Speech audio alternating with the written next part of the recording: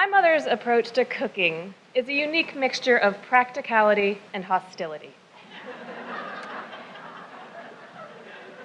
If all she had in the fridge was mint jelly left over from Easter, then a peanut butter and mint jelly sandwich is what my brothers and I would find in our lunchboxes.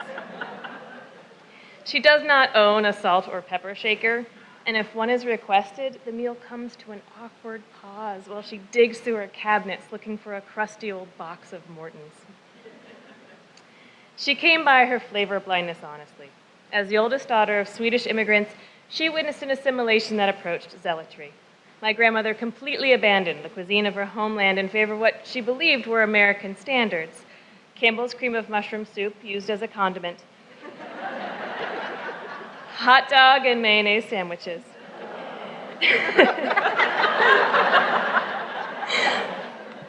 Steak so well done that my grandfather had to cut his wife's meat not out of some old world chivalry, but because he was the only one strong enough. So, with limited exposure to taste or technique, my mom found herself in the joyless position of having to cook for 4 hungry children year after year. She prepared unseasoned and overcooked food, meant only to meet the basic maternal imperative of keeping us alive. Thanksgiving, however, was another story. My mom and her parents embraced their adopted country's holiday with an energy more commonly seen at a tent revival. What she cooked for Thanksgiving was steeped in tradition and prepared with care. Turkey with all the fixings, 2 types of potatoes, homemade pumpkin bread, creamed onions. The menu was exactly the same year after year, and it was, if not delicious, happily mediocre. It was my mom's shining moment. The first hint that something was amiss came several Thanksgivings ago. In the preceding decade, our family of 6 had grown to 22 people and 3 dogs. Now, in addition to accommodating a laundry list of food aversions and self-diagnosed gluten allergies,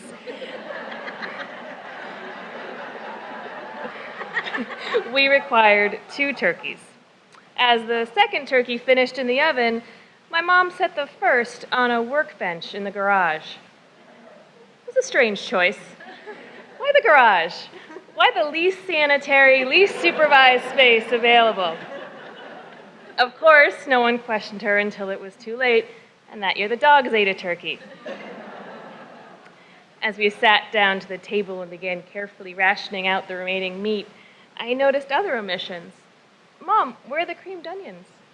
Oh, I didn't make them this year. I don't think people like them that much. Curious. That had never stopped her before. By the next Thanksgiving, something was clearly wrong. Everything looked normal. The table was set with her china and crystal and a festive centerpiece.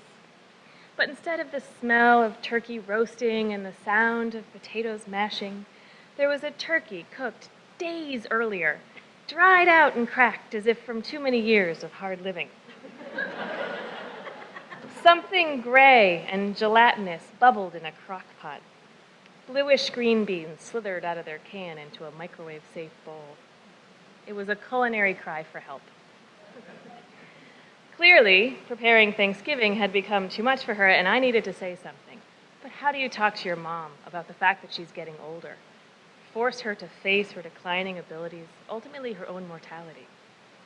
Finally, a little saddened, I suggested that maybe I could start hosting. Honestly, she seemed relieved.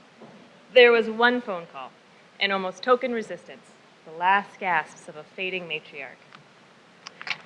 Hi, honey, I was thinking, since I still have the turkey platter, why don't I make the turkey and we'll just drive down with it that morning? Soon, acceptance set in. I started to receive calls more like this.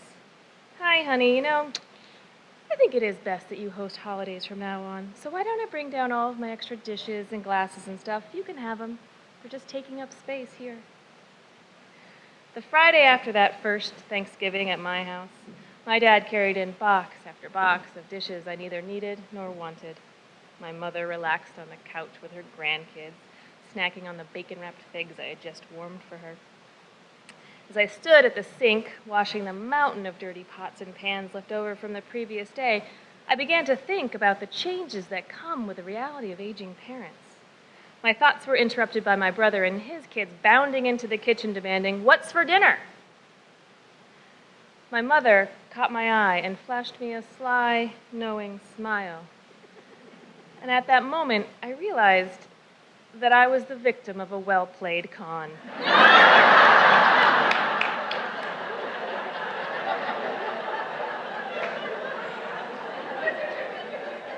That matriarch wasn't fading. She was sick of cooking.